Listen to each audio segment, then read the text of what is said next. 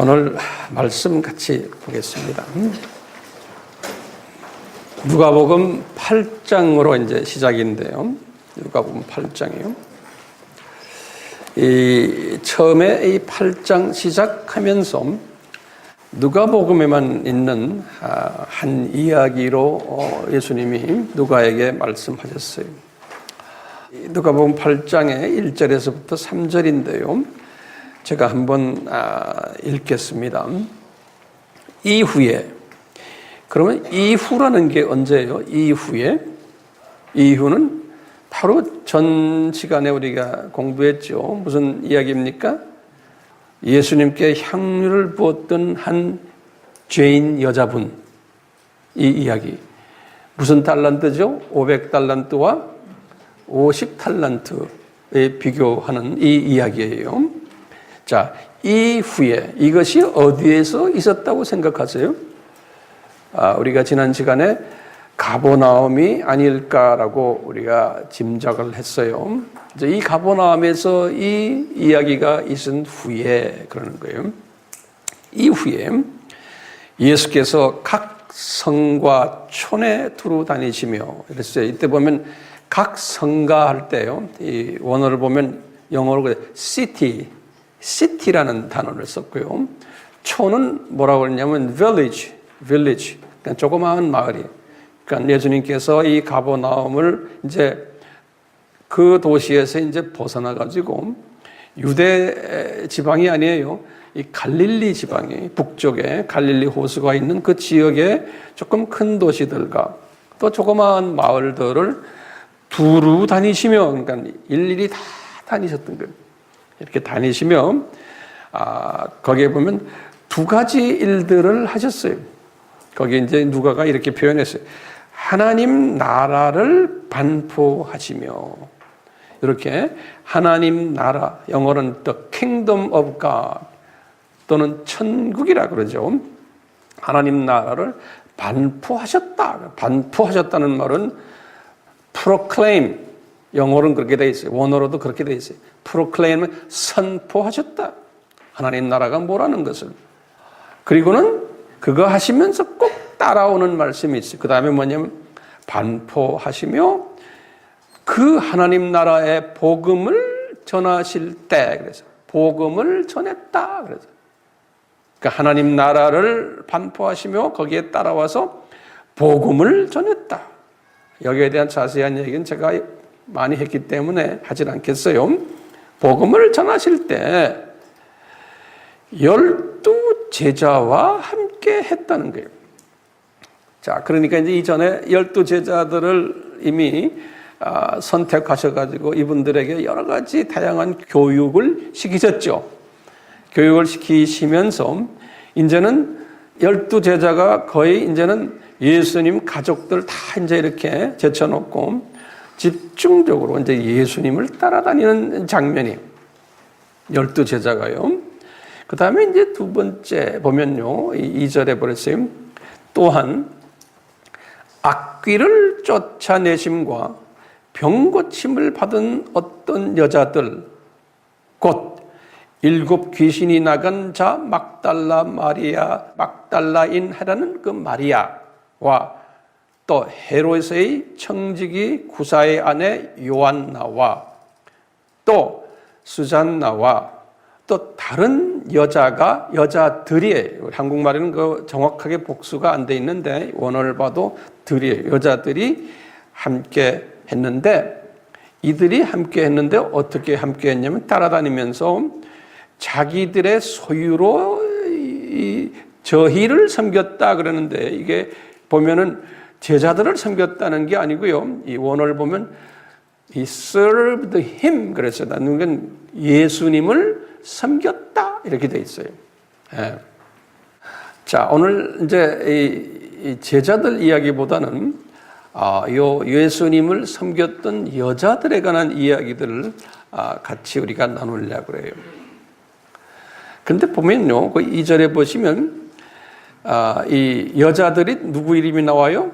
막달라 마리아. 그런데 이분은 무슨 귀신이 들어서 7 귀신이 들렸던 분인데 나음을 받은 이제 여자분이에요. 그 다음에 요한나, 수산나 또 여러 여자들, 이분들도 건강했던 사람들이에요. 예? 여기 보면 2절 보세요. 또한 악기를 쫓아내심과 병고침을 받은 여자들. 어떤 여자들이라는 건 지금 이 여자들이에요. 그러니까 이 여자들 지금 다 병이 좀 있었고 또 이 여자들이 여러 가지 귀신이 들어있는 그런 부분도 있었던 여자들이에요. 전부가 다가요. 그런데 특별히 7 귀신이 들었던 여자가 누구라는 거예요? 이 막달라 마리아라는 거예요. 자, 이 이야기가 오늘 이제 시작인데요. 이 오늘 말씀을 딱 보면요, 이제 예수님이 이제 본격적으로 이제 공생애를 시작하실 때 이 두 그룹이 있었음을 우리가 알 수가 있어요. 무슨 그룹이에요? 이 예수님의 제자들인 남자 팀들이 있었어요. 그렇죠? 그 다음에 또 무슨 팀이 있었어요? 여자 팀들이 있었어요. 그래서 이 사역하는 데서 두 팀이 있음을 우리들에게 모델로 보여주세요. 남성 팀과 여성 팀이. 요 두 팀이 있는 거예요.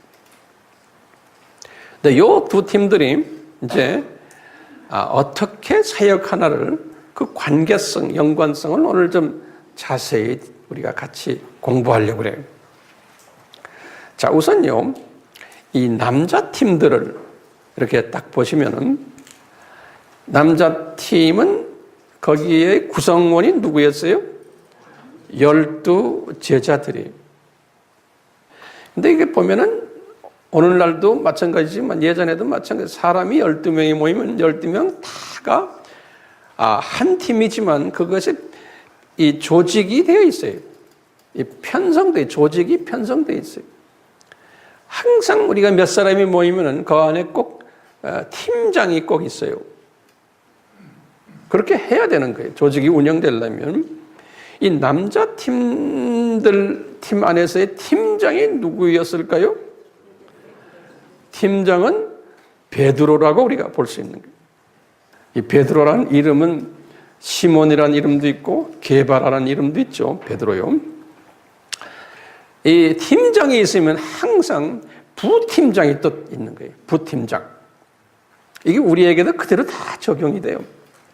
부팀장이 있는데 제가 이렇게 보니까요. 성서를 쭉 보면은 공동 수석 부팀장이 있는 것 같아요. 부팀장 중에 수석이 있고 일반 부팀장이 있는데 공동 수석 부팀장을 저는 누굴 보냐면 야고보와 요한을 볼 수 있어요. 야고보와 요한. 예수님께서 두 분의 무게를 거의 비슷하게 이렇게 다루셨어요. 그래서 공동 수석 부팀장으로 보면 되겠어요. 그러면서 또요, 일반 부팀장들이 그분들은 누굴까? 제가 쭉 혼자 스터디를 해보니까요. 스터디만이 아니라 제가 주님과 이렇게 대화를 하는 거예요. 대화를 하면서 보니까 안드레 같은 사람이에요. 그 다음에 도마 같은 사람이에요. 그 다음에 빌립 또 마태까지도 우리가 일반 부팀장으로 우리가 볼 수가 있어요. 그리고요, 팀원들이 있어요. 12제자 중에서도 팀원들. 이분들은 우리 바돌로메라고 부르는 나다나엘 같은 분, 또는 알페오의 아들 야고보, 또는요 다데오, 또는 가나안 사람인 시몬이라고 그랬어요. 예수님의 제자 중에요. 또는 나중에 마띠아, 가룟 유다 대신 이제 마띠아, 사도행전 1장 23절에 이런 분들은 팀원들이라고 볼 수 있어요. 이분들은 자세히 성경에 무슨 일을 어떻게 예수님과 했다는 이야기가 기록이 잘 안 돼 있어요. 자, 그러면 우리가요, 이 예수님의 12 제자들을 봐도 이게 계급사회인가? 이 계급이 이렇게 돼 있으니까요. 근데 제가 볼 때는 아닌 거예요. 이 겉으로 볼 때는 계급사회처럼 이렇게 구성되어 있어요. 그렇지만 계급사회가 아니에요. 동력자들이 한 비전을 가지고 함께 예수님을 섬겼던 분들이에요. 그런데요, 이분들은 계급이 아니면서요, 7가지의 차이점이 있었어요. 첫 번째는요, 이분들의 그 포지션, 직분이 달랐어요. 또는 기능이 달랐어요. 사역 내용이 달랐어요. 또 사역 대상이 달랐어요. 사역 지역이 달랐어요. 또는 사역 규모가 달랐어요. 또 사역 방법도 달랐어요. 이 7명들을 쭉 분석을 해보면요. 그런데 이분들은 높고 낮음이 아니고 동력자로서 주님께서 이분들을 한 비전을 가지고 사역해 했어요. 이 비전이 뭘까요? 이제 한 알의 밀이 땅에 떨어져 죽어서 로마 제국을 복음화하는 이 비전이. 그래서 이분들이 각자가 다르게 이렇게 주님을 섬기다가 때가 되어서 순교자로, 각 지역에서 순교자로 이분들이 완전히 이 일을 감당하고 이분들을 통해서 로마 제국이 복음화가 됐어요. 요 예수님의 그 역동적 그 예수님의 그 성품, 제자들의 삶을 통해서 이것을 우리에게 이렇게 보여주세요. 자, 두 번째 그룹이 여자 그룹이에요. 여자 팀들을 이렇게 봐도요. 오늘은 여자 팀에 대해서 우리가 자세히 볼 거예요. 여자 팀에서의 팀장이 누구였을까요? 우리 같이 한번 머리를 맞대고 한번 고민해 봅시다. 여자 팀에서 팀장이 누구였냐면요. 이 막달라 마리아였어요. 막달라 마리아. 그러면 분명히 부팀장이 또 있겠죠. 그렇죠? 이 부팀장 중에서도 소위 공동 수석 부팀장이 있고 일반 부팀장을 발견할 수가 있어요. 자, 공동 수석 부팀장이 누구일까? 딱 성서를 보면요. 이런 분들이요. 야고보와 요셉의 어머니였던 마리아예요. 성경 구절 드릴게요. 마태복음 27장 56절, 또 마태복음 28장 1절이에요. 이분들은 예수님의 부활 때 막달라 마리아와 다 같이 동참했던 분들이에요. 또 수석 공동 부팀장을 세베대의 아들, 세베대의 아들이 누구예요? 야고보와 요한이에요. 세베대의 아들의 어머니, 다시 말하면 야고보와 요한의 어머니인데 그 어머니의 이름은 성경에 기록이 안 돼 있어요. 마태복음 27장 56절이에요.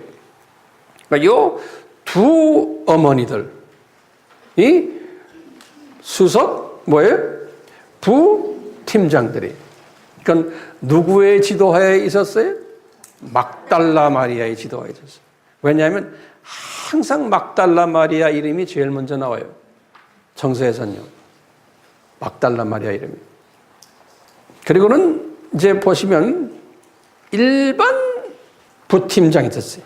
이분들은 오늘 본문에 나오는 요한나, 구사의 아내, 그 다음에 수잔나. 수잔나는 배경이 누구라고 성서에 기록이 없어요. 세 번째는 제가 이제 추측하는 게 우리 지난 시간에 향유를 부었던 그 여인, 누가복음 7장 37절에 그 여인도 이 그룹에 들어가지 않았나 보고요. 또 이제 우리가 추측하기는 그 전에 나인성 과부 기억나세요? 이 나인성 과부도 이 반열에 들어가지 않았나 추측을 해보는 거예요. 누가복음 7장 12절에 나오는. 왜냐하면 이분들은 예수님께 빚을 많이 진 사람들이에요. 그러면 팀원들 봅시다. 일반 팀원들, 여성팀의 팀원들 보면 첫 번째는 예수님의 어머니 마리아도 이 팀원 같아요. 이분들이 앞장서질 않았어요. 두 번째 팀원은 그 베다니에 마리아와 마르다 있죠? 이분들도 팀원들 같아요. 누구의 시스터들이? 나사로의 시스터들이. 누가복음 10장 39절이. 또 팀원들을 보면요, 12 제자들의 사모님들 같아요. 이분들도 나타나질 않았어요. 또 어떤 분이냐면 세례 요한의 어머니가 누구예요? 엘리사벳이죠. 네. 세례 요한의 어머니도 나타나질 않았어요. 그 후에. 그렇지만 뒤에 다 팀원으로 계셨던 것 같아요. 또 유명한 한 분을 우리가 거론한다면은 그 마가의 어머니 마리아예요. 이분은 부동산을 많이 갖고 있는 여자분이에요. 이분은 뒤에서 숨어서 뭐 했어요? 예수님의 그 거처, 제자들이 모이는 장소, 이런 걸 다 제공했던, 이 부동산을 제공했던 분이. 그리고는 나중에 오순절 때도 그 부동산을 제공했고, 자기 부동산을. 그래서 마가의 다락방이라고 그러잖아요. 그뿐 아니라 이제 예루살렘 교회가 개척됐을 때도 이분이 이 부동산을 제공했던 여자분이에요. 그런데 이 여자분이 예수님이 공생의 3년 동안에 이 막달라 마리아처럼 앞장서지 않고 뒤에 숨어 있었던 여자분들이에요. 그래서 팀원들이라 제가 이렇게 한번 만들어 봤어요. 그러니까 다시 보면 이렇게 쫙 보면 이 실세들은 뒤에 숨어져 있는 모습을 볼 수가 있어요. 이 실세들은. 그 하나님께서 그렇게 하시는 거예요. 그러니까 뒤에서 지원 사역에 치중하도록 하는 거예요. 그래서 이 실세들은, 여자들 실세들 보면요, 이 공동 수석 팀장도 뒤에서 서포트 해주고, 팀장도 서포트 해주고, 일반 부팀장들, 팀원들을 뒤에서 서포트 하면서 일을 잘하도록 동기부여시켜주고, 이 격려해주고, 그러면서 이 막달라 마리아의 지도력에 순종하도록 뒤에서 이렇게 잘 교통정리를 해주는 이런 역할을 이 실세 여자분들이 하지 않았나 우리가 짐작해요. 왜냐하면 이 사복음서에 보면요, 이 실세들이 어떤 사역을 했다는 게 그분들의 이름들이 거론되지가 않아요. 아주 중요한 때 그분들 이름이 딱 나와서 무슨 일을 했다 이렇게 딱 나오죠. 그 다음에 3년 동안 예수님이 하셨던 일 중에 남자들의 이야기만 계속 나오지 여자들은 어떻게 했다는 게 자세하게 안 나와요. 그런데 나중에 이제 보겠지만요, 여자들 중에서 가장 액티브하게 필요할 때마다 이 남자들이 못하는 일들, 남자들의 약할 때 뒤에서 딱 나타나는 여자가 있었어요. 그게 누구냐면 막달라 마리아, 그분 밑에 있는 이 지금 공동 팀장들, 이분들이. 이 오늘 본문에 보면 그 3절에 보면 이 여자분들이 예수님을 따라다니면서 무엇을 했나? 거기 나와요. 3절에 딱 보시면 저들이 예수님을 섬기는 사역을 했다. 예수님을 섬기는. 그러니까 저를 섬기더라 그랬어요. 거기 보면 복수처럼 우리나라 저희를 그랬는데 거기 보면 영어로도 그랬어요. Ministering to him. They were ministering to him 그랬어요. 그러니까 이 여자분들이 예수님을 미니스트링 한단 말은 디아코네오라는 헬라 말인데요. 여기 영어로는 ministering이라고 그래요. serving 그랬어요. 여기 뭐냐면 수종을 듣는 것 또는 봉사하다, 섬기다 이런 뜻이에요. 디아 뭐라고 그랬어요? 디아코네오 이 동사가요. 그래서 제가 사전을 항상 들여다보고 또 제가 확인해 봐요. 그러면 수종들다, 봉사하다, 섬기다 그랬어요. 그러니까 누구를 섬겼어요? 이 여자분들이 예수님을 섬긴 거예요. 예. 근데 거기 오늘 본문에 보면 예수님을 섬기는데 어떻게 섬겼냐까지 딱 나와요. 여러분들 성경을 보세요. 어떻게 이분들이 예수님을 섬겼나? 그런 거 보면 자기들의 뭐예요? 소유로 그랬어요. 그래서 제가 언어를 또 봤어요. 이 소유라는 단어가 뭐냐? 휘파르콘타라는 단어예요. 휘파르콘타라는 단어인데 이 단어는 무슨 뜻이냐면 소유라는 단어 또는 재물 또는 자기가 가지고 있는 것 이렇게 설명이 되어 있어요. 그러니까 꼭 물질은 말할 거 없고 자기의 소유니까 부동산이나 이런 것까지 다 포함되는 거예요. 자기가 소유하고 있는 거 또는 자기가 갖고 있는 것 중에 자기 은사들도 다 포함이 돼요. 믿음의 은사 또는 성령의 은사들이 있어요. 이런 것들 다 가지고 예수님을 섬겼다는 거예요. 예수님을 이 여자들이 섬겼다 했는데요.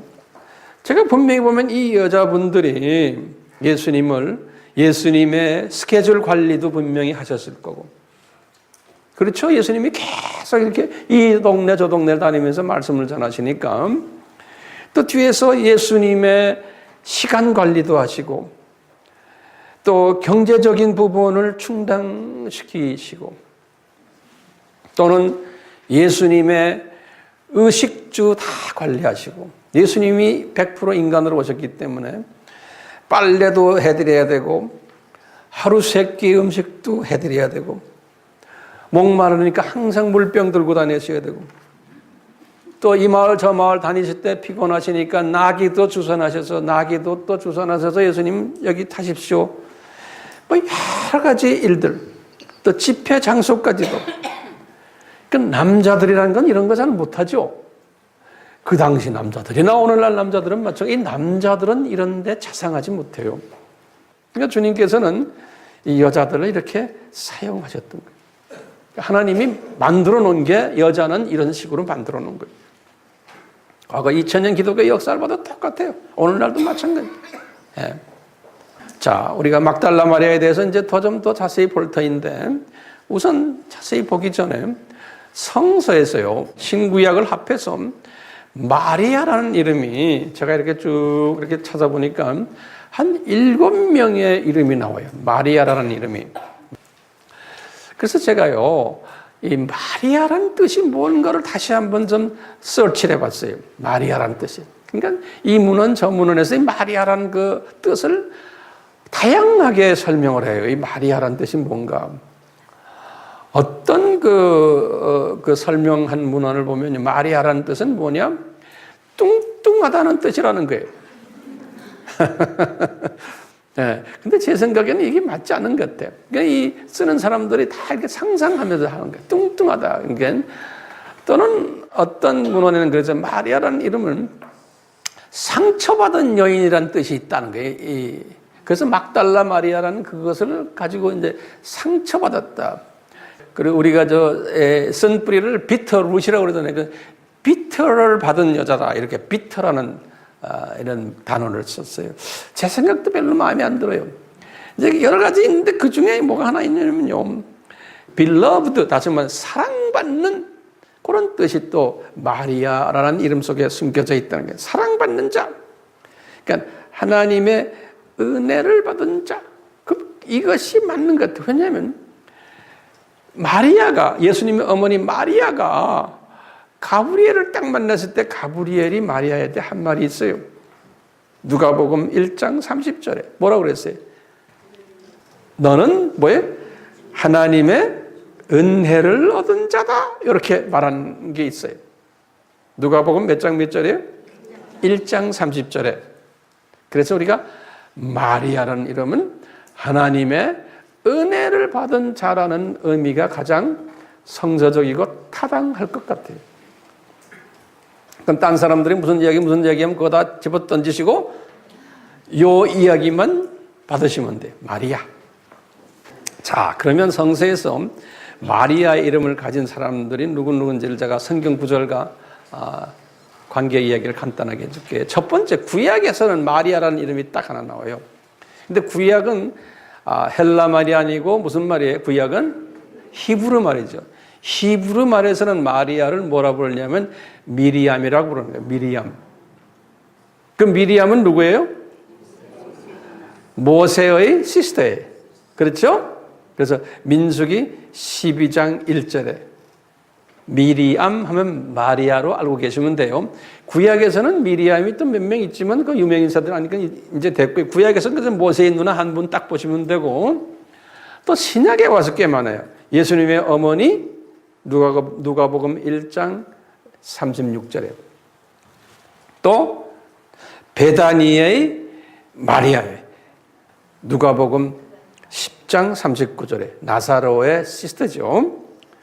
그 다음에 네 번째, 우리 오늘 봤지만 야고보와 요셉의 어머니인 마리아예요.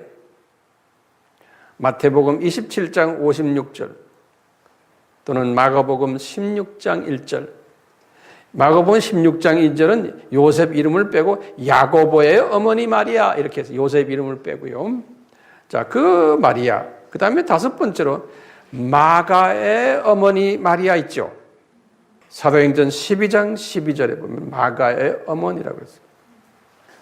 자, 여섯 번째, 그 유명한 막달라 마리아예요. 오늘 본문에 나오는 누가복음 8장 2절에 나오는. 그 다음에 일곱 번째로요, 사도 바울이 두라노 서원에서 선교사 훈련을 시키시고는 이 로마로 선교사로 파송한 사람이 몇 명이었어요? 약간 30여 명이라고 우리 알죠? 로마서 16장에 그 30여 명 중에 한 여자분 이름이 마리아가 있어요. 로마서 16장 6절에. 이렇게 그래서 마리아가 있다는 것을 알아두세요. 자, 그러면 이 시간에 우리가 막달라 마리아에 대해서 조금 좀 깊이 있게 좀 봅시다. 자, 이분이 고향이 어디였을까? 딱 그러면은 뭐라고 불러야 돼? 막달라다 이렇게 하시는 거예요. 예.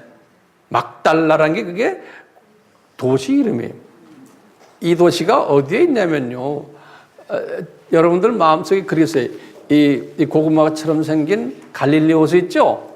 갈릴리 호수에 이렇게 보시면 오른쪽이 동쪽이죠. 왼쪽이 뭐예요? 서쪽이죠.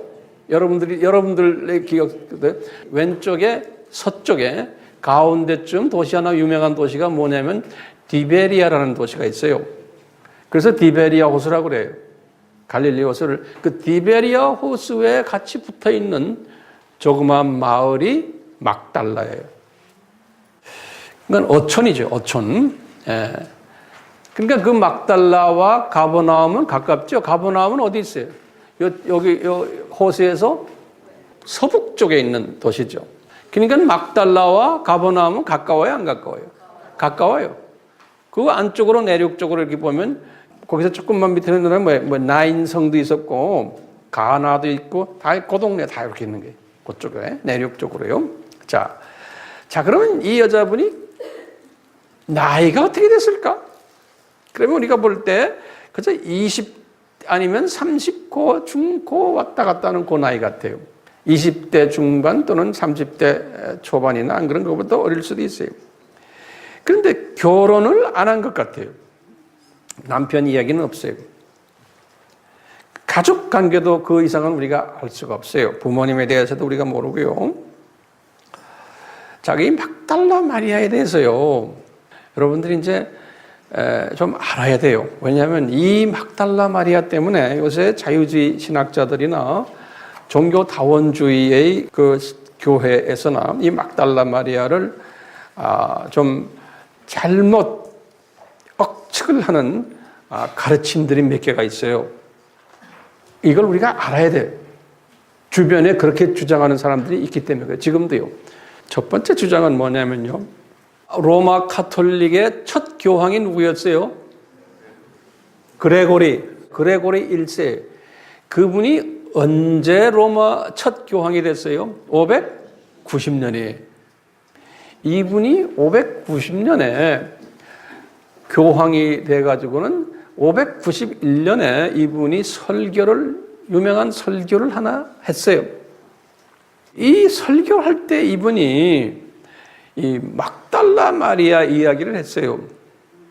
이분이 무슨 이야기를 했냐면 탈무드에 의하면, 탈무드 우리 알죠? 유대인의 참고 서적이에요. 탈무드에 의하면 지난 시간에 우리 봤죠? 향유를 부었던 여자. 그렇죠? 지난 시간에 우리 향유를 부었던 여자가 막달라 마리아였다라고 이렇게 되어 있다는 거예요. 이 지금 교황의 설교 중에. 그러니까 다시 말하면 막달라 마리아는 출신이 뭐였다는 거예요? 창녀 출신이었다라고 보는 거예요. 예. 그러니까 지난 시간에 했던 그 향유 뿌린 여자가 이어서 지금 막달라 마리아였다 이렇게 보는 거예요. 이게 로마 카톨릭의 첫 교황이 주장했던 내용이에요. 그래서 이와 비슷한 이야기들을 지금까지도 계속 오는 분들이 많아요. 자, 그 다음에 두 번째 또 억측들이 있어요. 이 막달라 마리아에 대해서. 요 막달라 마리아는 어떤 여자였나? 이 요한복음 8장 3절에 그 간음하다가 잡힌 여자가 있어요. 그 이야기 나오거든요. 그 간음하다가 잡힌 그 여자가 막달라 마리아였다라고 또 주장하는 엉뚱한 신학자도 아닌데 지가 신학대인 척 하면서 하는 말이 있어요. 이건 말도 안 되는 소리고요. 근데 이런 사람들 꽤 많아요. 그건 제가 이렇게 설명하는 이유가 뭡니까? 이런 데에 속힘을 받지 말라고요. 실력이 있어야 돼요. 수없는 신학자들, 목사들, 사제들, 추기경들 이런 잡소리들을 하는데 왜냐? 이 백성들이 실력이 없기 때문에 그렇게 말하면 다 그런 줄 알아요. 그렇기 때문에 우리가 백성들이 실력이 있어야 되는 거예요. 자, 요새 와서는요, 이 막달라 마리아에 대해서 어떤 이야기 하는지 아세요? 막달라 마리아가 예수님과 같이 동거했던 애인이다 이렇게 말합니다. 그 웃는 사람 있죠? 그렇게들 지금 가르쳐요 오늘날은요. 그래서요 이 예수님의 전기에 관한 할리우드에서 만든 영화들이 많아요. 그 영화 중에 하나가 막달라 마리아를 집중해가지고 예수님과의 그 관계를 집중해서 만든 영화들이 있어요. 오늘날 진보주의나 종교 다원주의가 예수님의 100% 신성을 의심하는 사람들은 예수님이 막달라 마리아와 연애를 걸었다는 거예요. 그래서 그렇게 가깝게 지냈다는 거예요. 그러면서 성서 어디를 인용하냐면요. 요한복음 20장 17절을 인용해요. 요한복음 20장 17절에 이제 예수님이 부활하신 후에 부활하시는 장면을 이제 이 막달라 마리아가 가서 이렇게 볼 때 예수님이 탁 옆에 나타나신 거 본 거예요. 예수님 무덤에 찾아갔다가 그럴 때 17절에 뭐였냐면 예수님이 뭐라고 했냐면 나를 만지지 말아라 이렇게 말하는 게 있어요. 예수님께서 그러니까 이 여자분이 어떻게 했냐면 원어를 보면 그것을 She was clinging to Jesus. clinging이란 건 예수님이 이렇게 매달린 거예요. 이렇게. 어떻게 살아나셨어요? 하고 이렇게 지금 놀라가지고 그러니까 예수님이 Stop clinging to me 이런 말이 있어요. 다시 말하면 이렇게 나를 매달린 거였어요. 요거를 가지고 예수님과 막달라 마리아가 어떻게 했다? 둘이 가까운 사이였고 동거 생활했고 연애 걸었다? 이렇게까지 막 뿔로 만든 거예요. 이게 어디에서 이런 말들이 나올 수 있어요? 예수님의 정체성을 모르기 때문에 그러는 거예요. 그렇기 때문에 우리가 이 기독론이 이렇게 중요한 거예요. 예수님의 정체성을 그냥 예수님은 하나님이라도 이 수준 가지고 알아서는 안 돼요. 이것을 우리 기독론을 자세하게 공부를 해야 돼요. 실력을 키우지 않으면 이런 말이 들리면 사탄이 의심하게 하세요. 오늘날은 이런 가르침이 전 세계 기독교에 그냥 퍼져 있어요. 우리나라도 마찬가지예요. 웹에 들어가면 이런 이야기들이 산더미처럼 많아요. 그러니까 뭐가 있어야 돼요? 노트 정리 열심히 하시면서 기독론에 대해서 정말 자세하게 논리적으로 공부를 해야 돼요. 안 그러면 사탄이 나를 점령해 버려요. 주일날 한 20, 30분 설교 듣고 끝나는 게 아니에요. 그래가지고는 도저히 안 돼요. 자, 몇 가지 억측들 말씀드렸어요? 3가지예요. 이 3가지 잘 기억하세요. 우리가 무장을 해야 돼요. 막달라 마리아에 대해서요. 자, 이 막달라 마리아에 가지고 있었던 이분의 특징들이 있었냐, 특징이 뭐냐면, 우리는 단지요, 7 귀신 들렸던 여자다 라는 거에 대해서는 우리가 철저하게 알아야 돼요. 7이라는 숫자는 그냥 숫자가 7도 될 수 있고 많다는 의미도 이제 거기에 있어요. 그건 귀신이 그냥 군대 귀신이 들어왔다라고 볼 수도 있어요. 많은 귀신에 잡혔기 때문에 우리 누가복음 8장 2절이나 마가복음 16장 9절에 이렇게 7 귀신이 들린 여인이라고 정확하게 말했어요. 조그마한 마을 어촌에 살면서 이 귀신이 들렸기 때문에 이 여자가 어떤 모습이었겠어요? 얼굴 세수도 잘 안 하고 새까맣고 머리도 푹푹 풀고 다니고 가끔 가다가 입에 거품도 내고 다니고, 그냥 옆에 가면 냄새나고 격리 수용을 시켰다 또 튀쳐나오고, 이 여자를 상상해 보세요. 이 부모들도 감당을 못하는 거예요. 형제 자매들도 친척들도 이 여자를 감당 못. 그러니까 주변에서는 저주받은 여자다, 사회적으로 정말 소외된 자지요, 버림받은 여자예요. 사람으로 취급을 받지 않는 여자의 모습이에요. 삶에 소망이 없었던 여자였어요. 이 부모님들은 얘 때문에 우리 집안 완전히 망신당하고 있다, 얘 좀 죽었으면 좋겠다, 이런 버림받은 여자의 모습으로 주님께서는 이 여자를 이렇게 만들어 놓으셨어요. 자, 그런데 이 여자가 언제 고침을 받았다? 우리가 한번 생각해 볼 수 있는 거예요. 그럴 때 여러 가지로 우리가 생각할 수 있어요. 성서에는 언제 고침 받았다는 이야기가 안 나와요. 그렇지만 우리가 이제 쭉 보면은 예수님의 8가지 신비한 사역이 있었을 때 고침받지 않았을까라는 생각도 하게 돼요. 갈릴리 지방에서 하셨기 때문에. 또는 우리가 공부한 도중 사역 때, 안 그러면 평지 수훈 때나 또는 산상 수훈 때나 또는 가버나움 사역을 하셨을 때, 이럴 때에 고침받지 않았나, 안 그러면 나인 사역을 하셨을 때 아닐까라는 생각도 있어요. 왜냐하면 나인 사역 하실 때 누가복음 7장 17절에 보면 예수님의 소문이 많이 나가지고 온 유대와 사방에서 이 퍼지면서 이 아픈 사람들이 와서 병고침이 있었다는 이야기도 나와요. 그렇기 때문에 이 나인 사역 하셨을 때 이 여자가 고침받지 않았나라도 우리가 추측을 할 수 있어요. 그보다도 더 우리가 구체적으로 추측할 수 있는 것은 우리 지난번에 본 한 바리새인 집에서 죄에 있던 여자가 향유를 붓는 그 집. 분명 이 여자가 이 예수님의 소문을 듣고 이 여자가 지금 오늘 본문에 보면 다른 여자들도 있어요. 좀 아픈 사람들. 요한나, 또 누구예요? 마리아, 또 많은 여자들과 같이 지금 그 중에서도 지도자가 된 거예요. 그러니까 분명히 이때 이 집에서, 이 바리새인 집에서 이 향유를 붓던 그때에 치료를 받지 않았나라고 우리가 짐작을 한번 해볼 수 있는 거예요.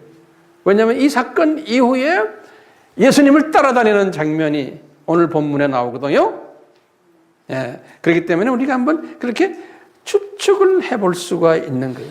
그러니까 이 여자가 향유를 붓는 그 여자의 소문도 다 알고 있었을 터이고, 이 여자가 이렇게 향유를 부르는 이 사건을 보면서 아마 꽤 놀랐을 거예요.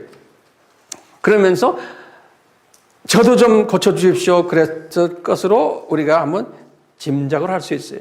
그러니까 우리가 지금 보면요, 예수님께서 이 향유를 부었던 요 여자분 보고 뭐라고 그랬어요? 너는 500데나리온을 빚진 자다 그랬죠? 그렇죠? 그러니까 분명히 막달라 마리아도 500데나리온을 빚진 자겠어요? 아니겠어요? 분명 같은 맥락에서 이 여자도 500데나리온을 빚진 여자분이죠. 엄청난 변화를 경험한 여자예요. 다른 요한나나 다른 여자들은 같은 병을 고쳤지만 500데나리온은 아닌 것 같아요. maybe 100데나리온, 200데나리온 이 수준이고, 500데나리온을 이 탕감받은 여자는 그 향료를 부었던 여자와 막달라 마리아로 보는 거예요. 예수님이 이런 말씀을 했죠. 500데나리온을 탕감받은 자와 50데나리온 탕감받은 자의 차이점이 뭐예요? 차이점이 500데나리온을 탕감받은 자가 더 빚을 탕감해 준 분을 사랑한다는 거예요. 우리 기독교인들이 여러 종류 많지만 이렇게 예수님을 더 사랑하는 사람들로 만든 기독교인 중에는 이런 케이스들이 있는 거예요. 탕감을 더 크게 받은 사람들. 그러니까요, 이 빚진 X가 상당히 많은 여자로서 이 두 여자를 지금 우리에게 보여주는 거예요. 그랬어요. 이 빚진 X와 탕감 X가 둘이 비례해가지고 그 비례에 의해서 예수님을 사랑하는 크기가 결정될 수 있는 거예요. 이 탕감이라는 뜻을 제가 지난번에 설명했지만 이걸 은혜라고 표현을 했어요. 은총이라고 표현했어요.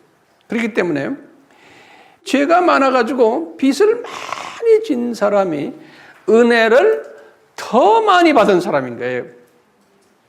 그래서 이것을 가지고 바울이 율법과 은혜를 설명할 때 로마서에서 5장 20절에 설명을 했어요. 바울도 빚을 많이 진 분이, 탕감을 엄청나게 받은 사람이 바울도요. 그렇죠? 30년 동안 예수 믿는 사람을 핍박했고 예루살렘 교회를 핍박해서 다 흐트러 놓은 그런 장본인이에요. 그러니까 빚을 엄청나게 진 분이에요. 본인도. 그러니까 탕감을 많이 받은 자기의 모습을 로마서 5장 20절에 그 유명한 말이에요. 이걸 우리가 이해를 못하면, 잘못하면 딴소리하죠. 죄가 더한 곳에 은혜가 더욱 넘친다, 이런 표현이 있죠. 그렇죠? 이것을 영어 표현으로 어떻게 썼냐면요, where sins increased, 이 sin들이 increased, 이 자꾸 증가할 때 grace abound all the more. grace라는 건 은혜, 은혜가 더 넘친다. 다른 말로 표현하면 이 탕감을 많이 받을수록 더 예수님을 사랑하고 은혜를 더 많이 받을수록 더 예수님을 사랑한다는 거예요.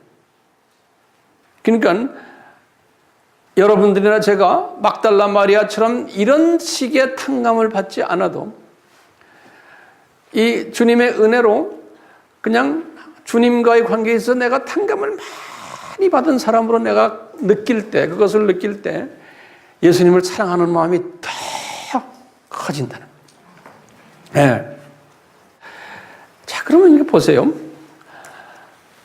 이 막달라 마리아가 예수님을 섬기는 여성 팀장으로 예정이 됐어요? 안 됐어요?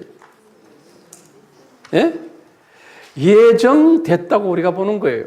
우리 예정론에 의하면. 예수님을 잘 섬겨야 되는. 왜냐하면 예수님이 100% 인간으로 오시기 때문에 100% 사람이기 때문에 남자로 또 오시기 때문에 여자의 케어가 필요하신 존재로 오시는 거예요. 또 사역을 하셔야 되기 때문에 여자가 필요한 거예요.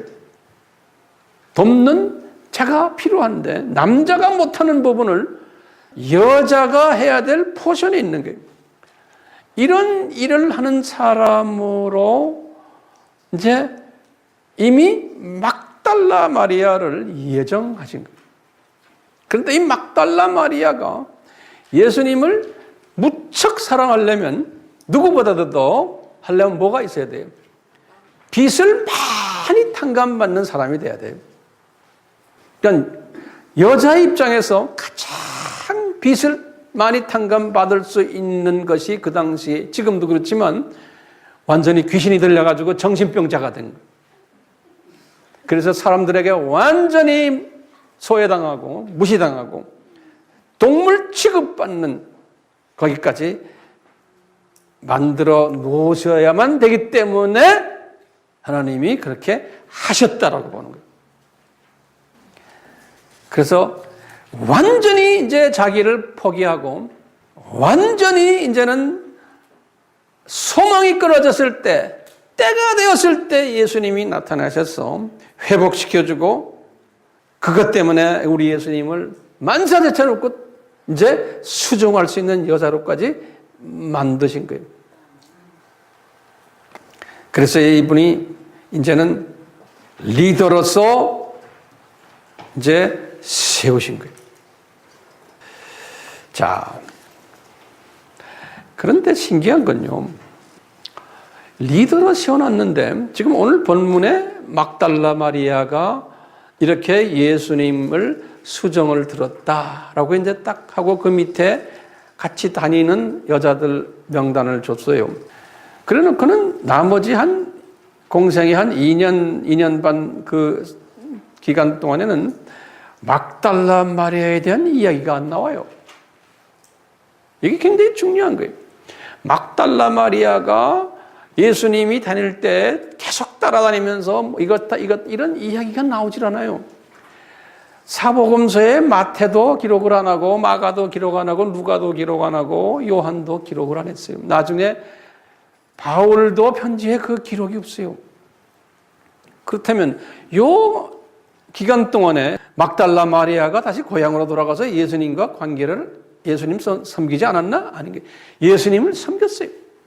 식사도 해드려야지, 빨래도 해드려야지, 잠자리도 제공해드려야지, 시간 관리도 해야지, 또 부수적으로 제자들도 또 교통 정리해야지, 제자들의 뒤에 필요한 것도 태워줘야지, 여러 가지 하는 일을 이 막달라 마리아를 통해서 그 여자들이 이 뒷정리 다 했지만 일체 거기에 대한 이야기가 성서에는 그 후에 없어요. 네. 왜 없을까? 제가 이렇게 깨닫는 게 있어요.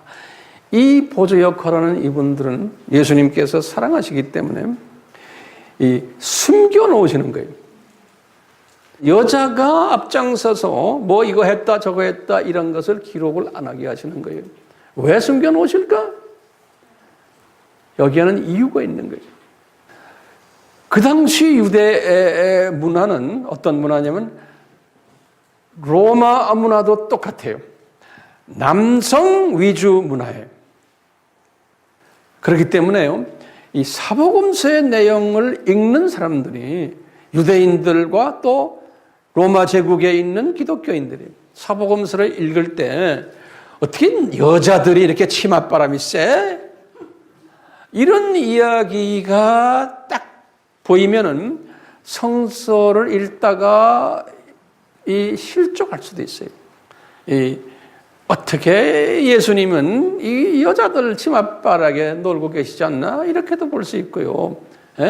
이 문화, 당시 문화와 역행하는 이야기들이 여자들이 꼬리를 치는 이야기가 나오면요. 그러니까 여자들의 이야기를 다 숨겨놓으신 거예요. 독자들이 충격을 받을까봐. 그리고 메시지가 변질이 될까봐. 하나님은 그런 부분에서 굉장히 예민하세요. 그래서 이것을 우리가 뭐냐면 상황화라 그래요. 영어로는 contextualization이라고 그래서요. 그 문화의 상황에 맞게끔 우리가 메시지를 제대로 전하기 위해서 그 상황에 맞춰주는 거예요. 그래서 독자들이 편하게 이 메시지의 내용을 소화할 수 있도록 하는 거예요. 이게 굉장히 중요한 거예요. 예수님이 여기에 철저했어요. 우리 예수님도 인간으로 딱 내려오셔가지고 하나님이신 예수님이 상황화를 시도하셨어요.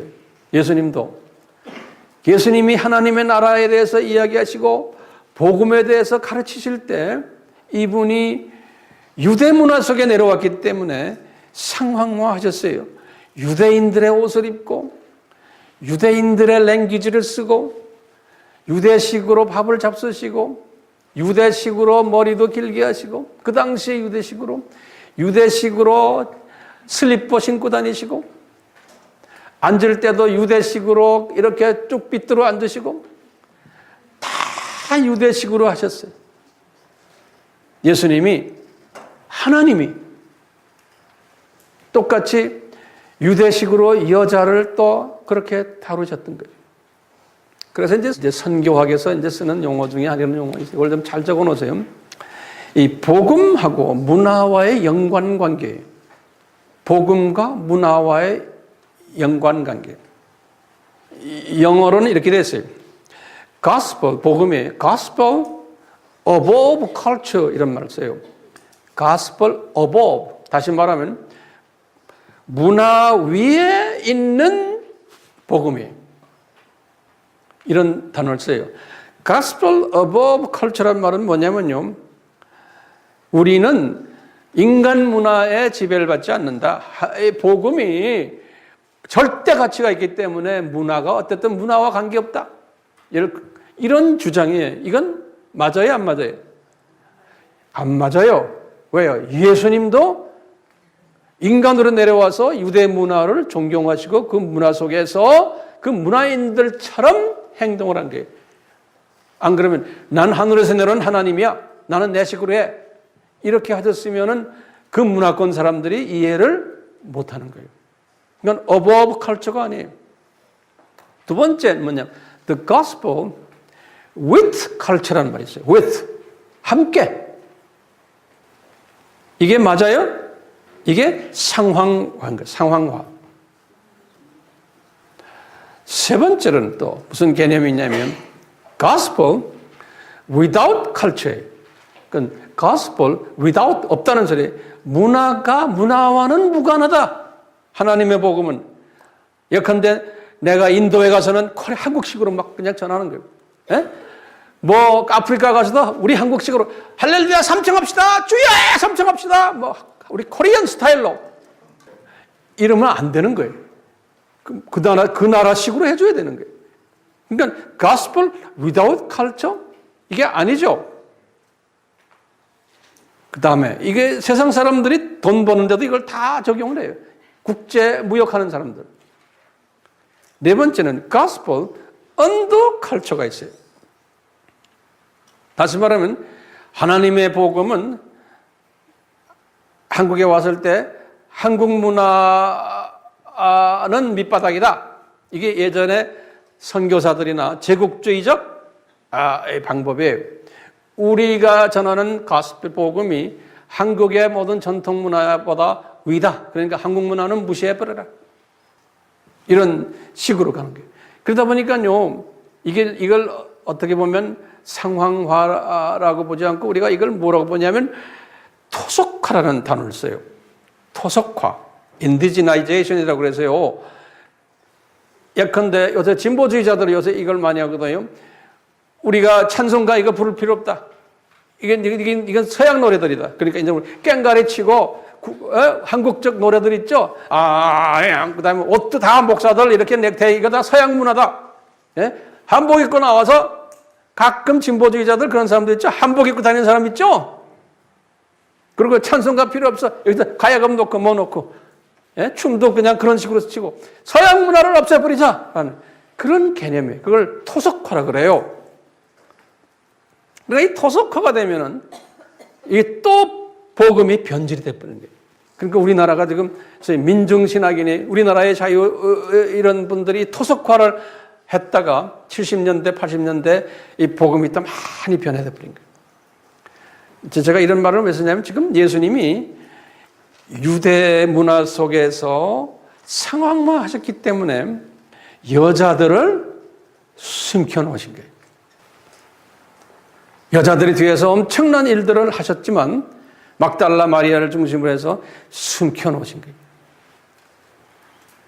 그러다가 이제 예수님의 십자가 사건 때 신기하게도 3년을 이렇게 훈련을 시키면서 제자들을 훈련시키면 여자들이 어깨 너머로 다 같이 들은 거예요. 예수님이 최소한 3번씩이나 내가 이제 좀 있으면 죽어서 내가 이제 이 예루살렘의 이 지도자들을 통해서 내가 이제 로마 군인들을 통해서 내가 이제 십자가에 죽을 것이고 3일 있다 살아날 것이고 나중에 이제 하늘나라로 올라간다는 그런 이야기들을 최소한 3번 정도 했어요.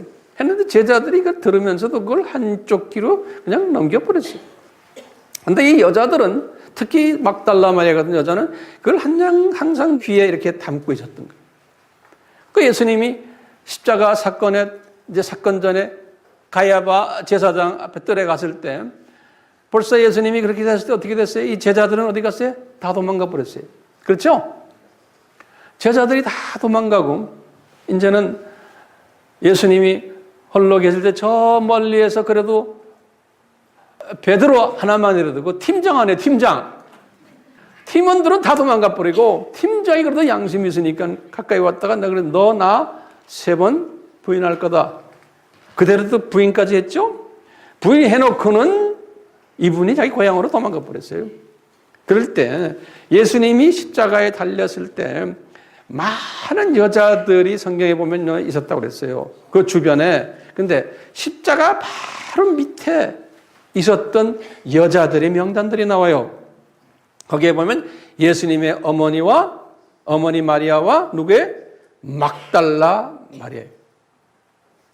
그리고 다른 여자들이 거기 있었어요. 그러니까요. 오늘 본문에서 막달라 마리아 이야기 나오다가 쫙 그 이름이 숨어졌다가 나중에 예수님의 이 십자가 사건 바로 전에 십자가 달리시는 예수님을 격려해 주시기 위해서 실은 12 제자들이 격려를 해드려야 되는데 이분들이 안 하고 다 도망가 버린 거예요. 그러니까 주님께서는 이 남자들의 이 약한 부분을 보완시켜주는 일로 이 여자들을 또 무대에 등장시키는 거지. 그래서 십자가 격려 사역이 쫙 이루어지는 걸 우리가 볼 수가 있어요. 여러분들 그 주보에 제가 거기에 관계되는 성경 구절을 다 드렸으니까요. 보시고. 자, 예수님이 십자가의 격려 사역을 이 여자들을 통해서 쭉 받으셨어요. 자, 이제 예수님이 죽으셨어요. 죽으시고는 이 무덤을 관리하는 사역도 이 제자들은 다 자기 고향으로 다 가버렸고 이 남자들이 이렇게 무책임한 거예요. 이 무책임한 남자들의 모습을 그림자로 우리에게 다 보여주시는 거예요. 이 무책임한 남자들 뒤에서 이 부족한 부분들을 정리해주는 분이 누구예요? 여자들이에요. 특히 지금 이 막달라 마리아와 같이 다니는 그 여자분들이에요. 예수님이 십자가에서 달려서 이제 죽으셨어요. 그 시체를 달라 그러고 한 분들이 누구예요? 아리마대 요셉과 나중에 니고데모예요. 이 사람들은요, 12 제자가 아니에요. 예? 근데 성서에서는 이 사람들이 예수님의 그 죽은 그 시체를 달라고 요구했고요. 그걸 받아다가 아리마대 요셉의 자기 무덤에다가 예수님을 이렇게 모셨어요. 그럴 때 이 막달라 마리아와 이 여자들이 그걸 다 본 거예요. 따라다니 보면서 요 아리마대 요셉과 니고데모는 그 부분만 예수님의 무덤 챙기는 일만 하고는 이분들이 어떻게 했다는 이야기가 또 없어요. 그걸로 끝났어요. 그분들도. 남자들은 되게 그래요. 근데 예수님의 시체가 거기에 이제 계시기 때문에 그 시체 관리했던, 무덤 관리했던 여자분이 막달라 마리아와 몇 여자들이에요. 부팀장들. 그 무덤을 지켰던 거예요. 마태복음 27장 쭉 거기 61절 쭉 보면요. 요 사역이 요 여자분들이 하신 거예요. 그러면서 이 여자분들의 사역을 또 부각을 시키기 시작하는 거예요. 그러니까 남자들이 약할 때, 남자들이 해야 될 일을 못할 때 숨겨놓으셨다가 또 등장을 시키시는 거예요. 이제 예수님의 부활되는 고날 사건이에요. 고날 사건도 제자들은 그날 부활할 것을 아예 믿지 않았기 때문에 기대도 하지 않았던 거예요. 근데 지금 이 막달라 마리아의 리더십에 의해서 그 부활하는 고날 무덤에 또 이분들이 가 있는데 거기에서 이제 무덤이 비어 있는 걸 보고 천사를 만나서 이야기하는 걸 보면서 이제 예수님과 대면하는 장면이 나온 거예요. 그러면서 이분들이 이것을 제자들에게 가서 보고를 하는 거예요. 제자들이 예루살렘에 자기네끼리 모여가지고 있을 때. 그러니까 이 제자들이 이제 그걸 보고를 받고는 이제 달려갔는데 예수님의 살아계심을 보고도 또 그 이상 거기서 끝나지 못했어요. 그럼 줄줄줄 예수님을 따라야 되는데 따라하지 못했죠. 그래서 어디 갔어요? 다 고향으로 올라간 거예요. 그래서 고기잡이하는 베드로의 모습을 알죠? 자, 그렇기 때문에요. 이 여성팀의 임무가 뭘까요?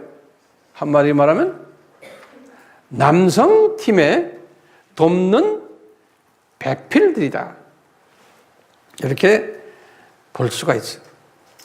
이 남성들의 약한 부분들, 이 바보스러운 부분들이 있어요. 이 남자들 보면요. 나중에 다 성인이 됐지만 성실하지 못하고 의리도 없고 귀해주의고 겁쟁이 들이고 이 약한 부분을 이 여자들이 특히 누가 지도자였어요? 막달라 마리아가 지도자가 돼가지고 이 남자들의 약한 부분들을 보완시켜 줬어요. 커버시켜주고 이 남자들을 격려시켜주고 깨닫게 해주시고 나중에 사역자로 세워주는 일을 이 여자들이 한 거예요. 그런데 이 여자들은 항상 숨겨놓으셨다가 필요하실 때 이 여자들을 사용하시는 거예요. 예루살렘 교회를 개척할 때도 보면요. 똑같은 패턴이에요. 예루살렘 교회를 개척하실 때 예수님이 이제 부활하시고는 40일 동안 이제 몇 번 지상 사명을 내리셨어요? 5번이죠. 그렇죠? 이 내리실 때도 여자들이 옆에 있었지만 여자들 이름은 거론이 안 돼요. 그리고 예수님이 승천하셨어요. 승천하시기 직전에 제자들에게 말했죠. 예루살렘 떠나지 말고 성령 세례를 기다려라. 그랬죠? 그래서 몇 명이 기다렸어요? 120명이 기다렸잖아요. 120명이 기다렸는데요. 그 딱 보면요. 한번 여러분들 성경 좀 열어보세요. 사도행전 1장 좀 보세요. 13절에서 14절을 보세요. 13절에 뭐냐면 120명 중에 제자들 이름이 쭉 나와요. 그 120명 중에 제자들이 있었어요. 그 다음에 14절을 보세요. 여자들과, 거기다 줄을 정고 놓으세요. 이게 복수예요. 여자들과 예수의 모친 마리아와 그 다음에 예수님의 남동생들도 거기에 있었다. 그래서 120명 중에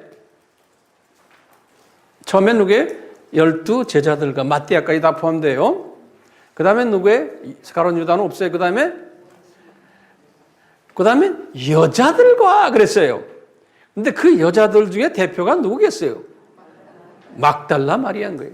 그리고는 그동안에 많은 여자들이, 숨겨졌던 여자들이 거기에 끼어 있는데 그 중에 대표적인 여자 또 한 분 누구예요? 예수님의 어머니 마리아도 거기 계셨다는 거예요. 팀원이었는데 알고 보면 실세였던 거예요. 네? 그러면서 거기에 보면 예수님의 육신의 남동생 네 분이 거기에도 있었다는 거예요. 거기 이름 나오죠? 예수님의 남동생 이름이, 네 분 이름이 어디에? 마태복음 13장 55절에 나와요.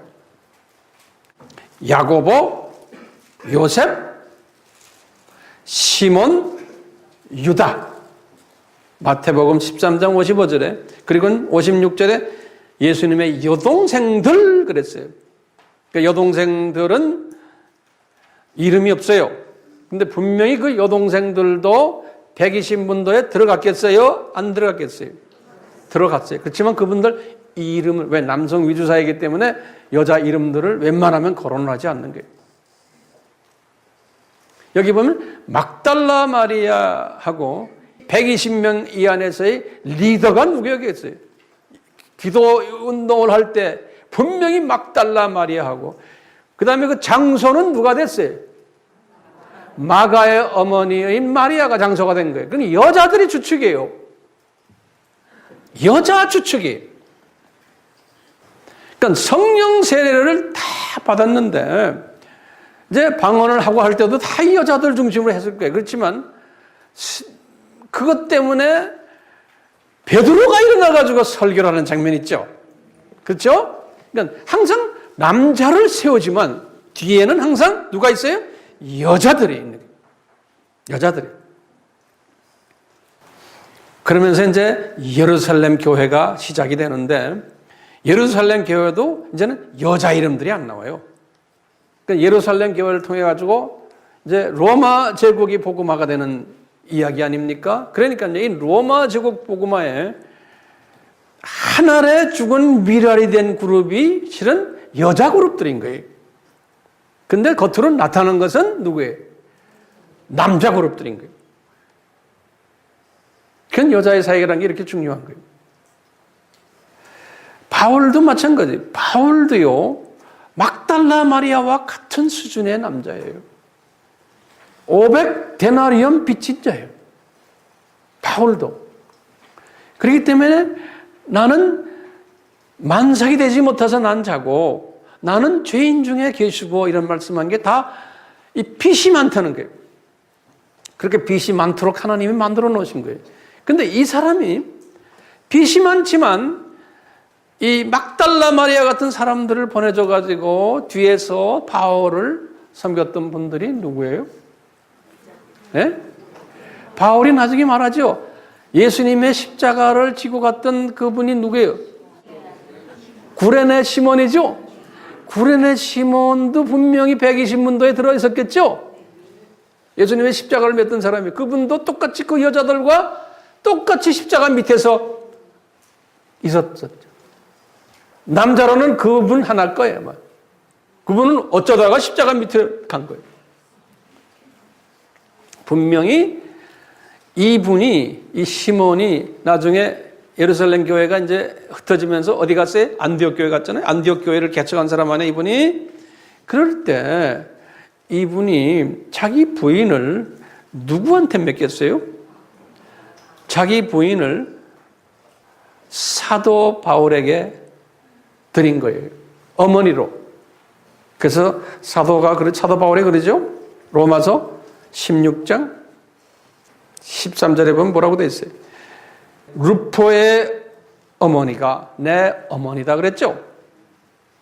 그러니까 사도 바울을 뒤에서 어머니 역할을 하면서 돌봤던 분이 십자가를 지고 갔던 시몬의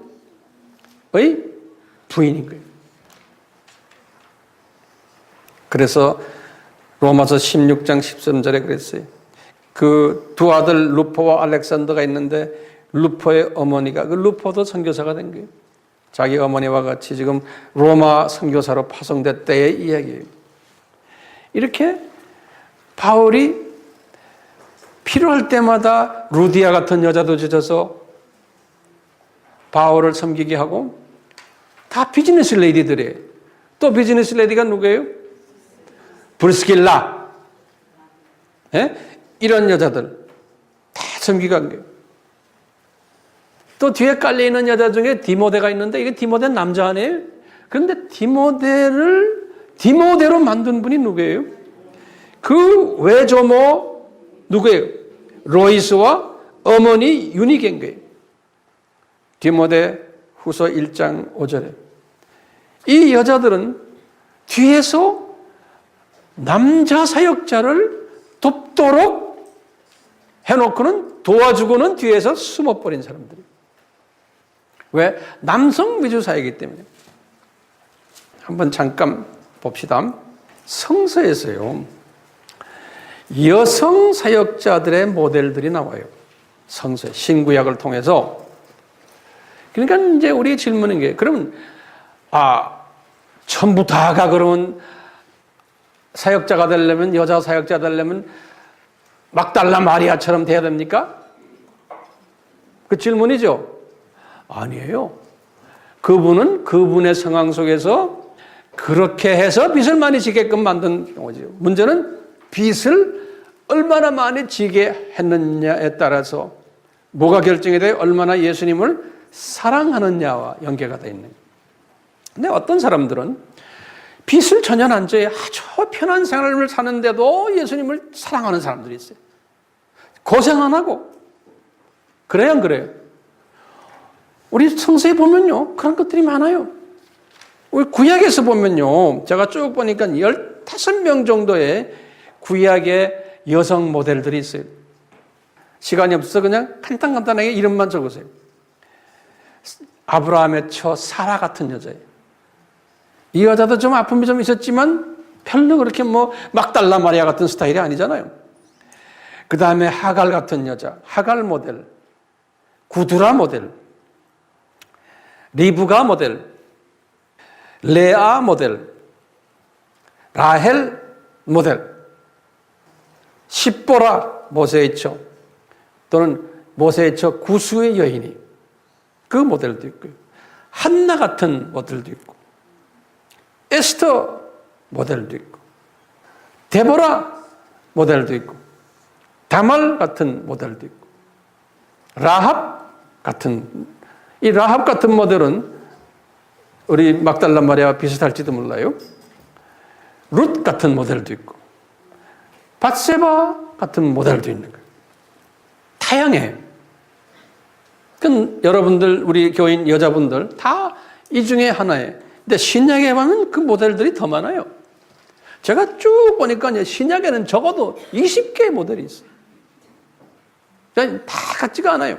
예컨대 예수님의 어머니 모델, 세례 요한의 어머니 모델, 그 다음에 안나 할머니 모델, 나인성 과부 모델, 향유 부었던 죄인 여자 모델도 있고, 막달라 마리아 모델도 있고, 또 막달라 마리아를 따라다녔던 그 여자들, 요한나, 수잔나, 야고보, 이 여자들, 이 여자 이런 모델들, 또 가늠하다 붙잡힌 여자의 모델도 있고,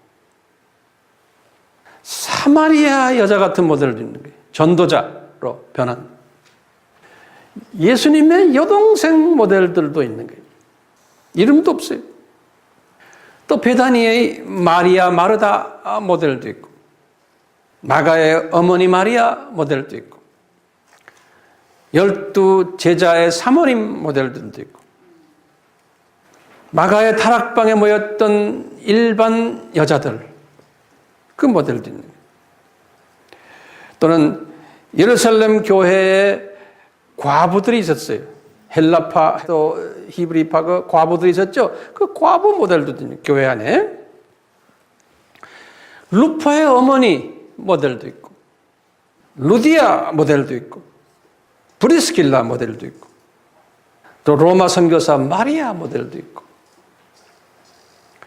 디모데의 외할머니 어머니 모델도 있고 이렇게 다양한 모델들이 성서에는 기록이 돼 있어요. 그러니까 우리가요 각자가 다 주님이 주신 그런 모델들이 있어요. 그 모델 속에 자기가 이제 속해 있는 거죠. 우리 막달라 마리아의 모델이 되기를 원하는 사람은 많지가 않죠. 그러니까 이런 사람들도 있다는 것을 우리가 항상 보시길 바라요. 그러니까 주변에 귀신 들린 사람들 또는 막달라 마리아 같은 이렇게 소외된 사람들 중에 하나님이 언제 어떻게 쓰실 줄 모르는 자, 그러는 가운데 이제 오늘날에 지금 문제가 있어요. 지금 과거 신약의 교회 시대의 2000년을 이렇게 보면 각 나라마다 거의 같지만 남성 위주 사회였어요. 어느 나라나 가나. 이것이 하나님의 뜻이죠. 왜? 여성은 우리 남자를 돕는 배필로 만들어놨잖아요. 아담과 하와의 그 원칙을 보면요. 그런데 이게 하나님의 뜻인데 하나님의 창조의 원리인데 이 종말 때의 사인 중에 하나가 이 남녀 관계가 이 전도되는 그런 일들이 일어나고 있는 거예요. 예컨대 하나님의 그 창조의 원리에 어긋나는 행동들이 자연계에서나 복음계에서나 모든 다 일어나는데 소위 산고가 일어나는데 이 여자 남자 관계에서도 산고가 일어나고 있는 거예요. 그래서 이 산고가 일어나는 걸 보면은 이게 예수님의 재림이 가까워왔구나 우리가 알 수가 있는 거예요. 이 부분에서도 예컨대 남성이 여성화되어 가고 있는 거예요. 그리고 여성이 남성화되어 가고 있는 거예요. 이것이 나라마다 다르지만 20세기에 들어와서부터 이 운동이 설설설설 일어나기 시작했어요.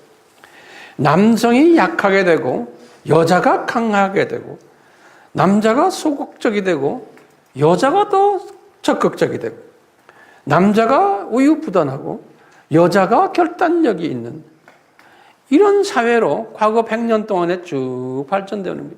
특히 대표적인 사회가 뭐냐면 공산주의 사회거든요.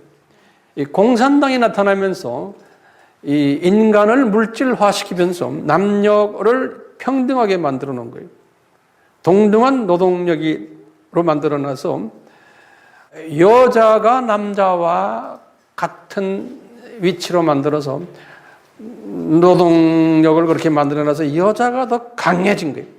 상대적으로 남자가 약해져 가지고 이 공산 나라들은 남자가 이 본성이 강해야 되는데 이 갑자기 여자가 득세라니까 남자들이 집에서 뭐 하냐?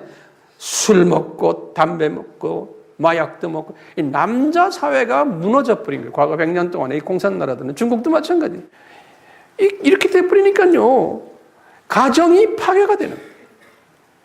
이혼율이 급증하고 이 공산 나라에 가보면 정상적인 가정을 가진 나라들이 많지가 않아요. 이와 동시에 자본주의 나라들도 마찬가지예요. 서구로부터 시작을 해가지고요. 소위 뭐냐면 인권운동을 일으키면서 남자와 여자는 인권 헌장에 의해서 평등해야 된다. 여건을 신장시켜줘야 된다라고 보는 거예요. 그동안에 여자들이 너무나 핍박받았다. 그렇기 때문에 이 자연 법칙을 이제 무시하면서 여건이 신장이 되면서 상대적으로 남자들이 또 쪼그라드는 거예요. 남자들이 쪼그라드니까 어떻게 돼요? 집안에서 말소리도 남자가 적고 이제는 여자가 더 강하고, 그러다 보니까는 이혼율이 많아지고, 특히 서양 나라는요, 우리나라도 이제 그게 점점 오고 있는데, 서양 나라는 10명이 모이면 5명이 이혼 가정들이에요. 이혼만 한 게 또 재혼하고 또 재혼하고, 이런 사람들이 교회 안에도 깔려 있어요. 어떤 때는 교회의 70, 80%가 그런 사람들이에요. 그냥 목사님이 설교할 때 이혼 가정에 대해서 말하면 잘못하면 교인들 다 나가버려요. 그러니까 이혼한 사람들에 대한 두려움이 있어요. 목회자들도요. 왜? 목회자 자신도 또 이혼한 사람들이 수두룩해. 이제는요, 결혼을 안 하려고 그러는 거예요, 사람들이. 남자들이 겁이 나갖고. 왜? 결혼해가지고 완전히 쫄딱 망한 남자들이 굉장히 많아요. 저 서양 나라에 가면요, 결혼하면은요, 이혼할 때 여자에게 재산 절반을 나눠줘야 돼요. 그건 법적으로는 그건 꼭 해야 돼요. 그래서 아무리 잘 돈을 많이 벌어도 여자한테 재산 절반 주니까 여자가 하루아침에 돈이 많아진 거예요. 돈 많은 사람과 결혼하는 여자들이 그런 게 많이 깔려 있어요. 근데 그 남자가요, 또 몇 여자하고 또 결혼했어. 근데 한 5년 있다가 또 이혼하는 거예요. 그러면 또 재산 절반 또 줘야 되는 거예요. 한 3번 정도 이혼하면은 남자는 완전히, 그러니까 여자가 무서운 존재들로 돼버린 거예요. 오늘날 지금요, 그것이 기독교인들에게도 똑같아요. 교회의 그 공동체 안이 그런 모습이에요.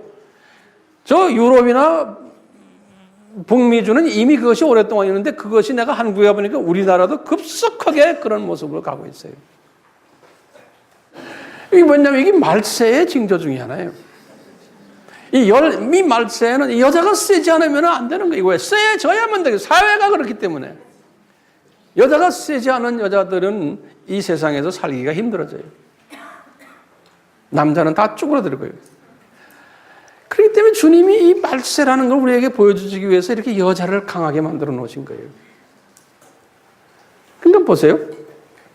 오늘날 여자들이 더 똑똑해요. 학교가 돼요. 전 세계적인 추세예요. 우리나라도 그렇지만 저 서양 나라 가면요, 의과대학에 가면 절반 이상이 여자들이에요. 법과대학을 가도 똑같아요. 제가 신학교 교수 생활을 거기서 오래 했잖아요. 신학교도 똑같아요. 신학교도 여자들이 숫자가 점점 더 많아져요. 목사 되는 신학교요. 그리고 여자들이 더 똑똑해요. 남자들은 등실등실. 여자들은 빨빨하고요, 똑똑해요. 우리 아바도 이렇게 보면요, 이 어려운 공부를 하는데 남자들은 이렇게 대부분이, 그렇지 않은 남자도 있지만 대부분이 빨빨한 건 여자들이에요, 모두. 이게 왜 이래요? 그럼 왜 이래요? 그러면 답이 뭐예요? 예수님의 재림이 가까웠다는 거예요. 이것이 오늘날 세대니까, 예전에는 여자들을 숨겨놨는데 이제는 이 재림 때가 되면 여자들을 주님이 숨겨놓지 않고, 숨겨놓으면 이게 일이 안 되는 거예요. 이제는 사회가 거꾸로 돼가지고, 그러니까 여자들을 들어서 쓰시는 거예요. 그러니까 우리가 이렇게 보는 거예요. 여자 목사들 갑자기 여기저기서 많이 나오죠? 근데 여자 목사가 나타나는 걸 딱 보면, 아하, 이게 말세구나, 이렇게 아셔야 돼. 분명히 성서에서는 여자는 조용해라 그랬어요. 바울도. 그 말은 뭐냐면 여자는 숨어라 그러는 거예요. 남자를 세워라 이렇게 돼 있는데, 과거 2000년 그렇게 와 있거든요. 그러면서 여자의 기능이 있는데, 이게 여자가 잘난 체하고 이제 막 나오기 시작하는 세대예요. 그러니까 이것은 주님이 허락하셨지만 이것은 본래의 주님의 뜻이요? 아니요? 아니요. 오늘 막달라 마리아를 이렇게 우리가 보면서요, 지금 세대가 여자를 주님이 이렇게 들어서 쓰시는 세대이기 때문에, 제가 이렇게 사역하는 사람으로서 주님이 이 세대에 맞도록 상황화를 시키도록 저에게 지혜를 주셔야 되는. 그래서 우리 교회도, 우리 아미도 주님께서 이제는 남자도 열심히 하지만 여자를 더 활성화시켜야지만 되는 세대에 살고 있기 때문에 우리 AMI도 여자들을 더 활성화시키는 일을 해야 되는 거예요. 이제 우리나라가 이제 해방이 되면서 그 여자들의 기도 운동들이 시작이 된 게 저 철원에 가면 대한수도원이라고 있어요. 거기 이제 전진 원장님이라고 그분 여자분이거든요. 전도사님이신데 이분이 주축이 돼가지고 최초로 구국 기도 모임을 여자들 중심으로 했어요. 이 여자들 중심으로 할 때 그분들이 써왔던 찬송가가 있어요. 그 찬송가를 보면 그 소위 대한수도원 찬송가라고 해서 있는데 주로 누가 작사를 한 거냐면요. 유재헌 목사님이라고 있어요. 유재헌. 이분의 찬송가를 이렇게 보면요. 참 제가 이렇게 보면 굉장히 은혜스러워요. 근데 이분도 납치당해서 이제 주님 나라에 갔지만 다들 한 알에 죽은 미랄이 돼서 이제 그 당시에 다 그랬지만요. 이분의 찬송가를 보면은 그 당시에 한국 여성들을 이제 우리 해방 직후 6.25 직전 직후에 이분들이 나라와 백성을 우리 민족을 위해서 기도해왔던 여성 그룹들 거기 출신들이 우리 교회에도 몇몇 있어요. 우리 아바 공부하는 사람들도 있는데요. 이분들이 불러왔던 그 찬송가들이 있는데 복음성가들이 그것을 제가 좀 여러분들과 같이 오늘 좀 부르려고 그래요. 저는 저희 어머니가 그렇게 기도하는 그런 그룹 중에 한 분이었어요. 그래서 우리 어머니도 나라와 민족을 위해서 항상 저희들 무릎 앉혀놓고 기도하시고 물질 대시고 불쌍한 사람들을 도와주시고 이런 정말 그런 믿음의 어머니 밑에서 자라났는데 제가 이제 그 대한수도원에 이제 가끔 가서 이렇게 말씀 전할 때도 보면은 그 어머니들의 그 모습이 지금은 그 어머니들이 후손들이지만 치마 저고리 입고 그 토속적으로 해요. 그 당시에 치마 저고리의 여성들 우리 어머니 할머니들의 세대 지금도 그대로 이분들이 불렀던 찬송을 우리 한번 같이 부를 때 보시면 이분들이 이 유재헌 목사님도 보면은 이 여성들이 나라와 민족을 위해서 기도하는 그룹이지만 기독론이 철저하게 서 있었어요. 예수님에 대한 그 기독론이 오늘 우리 그분들의 찬송이 오늘 지금 부르는 찬송이 12절까지 있어요. 12절까지. 예? 그거 길다고 했던 사람 하나도 없어요. 12절 부르고는 또 부르고 했던 세대. 우리 민족을 세계의 복음을 전하는 민족으로 만들기 위해서 하늘에 죽은 미랄들이 여자들이었어요. 이 여자들이 우리 부모님들, 우리 할머니, 할아버지들이 할아버지 않게 할머니들, 우리 어머니들이 불렀던 그 찬송, 예? 그분들이 다 주님 나라에 갔지만 그 찬송을 우리가 이어받아야 되잖아요. 아멘. 우리 한번 그 찬송을 우리 한번 같이 불러봐요. 12절까지 있는데 주님이 원하시면 나중에 계속 할지도 몰라.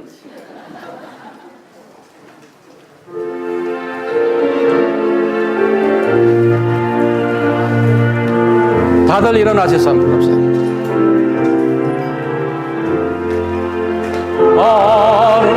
아름답다 예수여 나의 좋은 친구 날 위하여 죽는가 날 위하여 사셨네 예수님 내 주여 내 주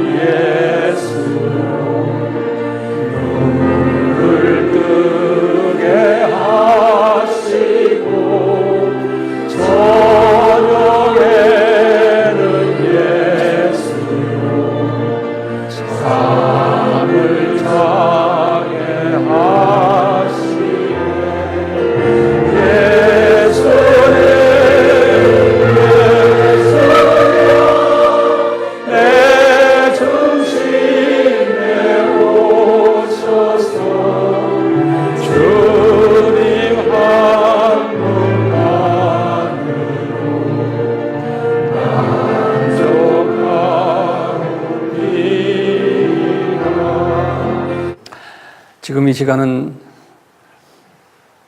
예수 그리스도의 무한하신 은혜와 하나님 아버지의 극진하신 사랑하심과 성령님의 계속적인 가르쳐 주심과 깨닫게 하심과 순종케 하심이 우리를 떠나지 않기를 예수님의 이름으로 축원하옵나이다. 아멘.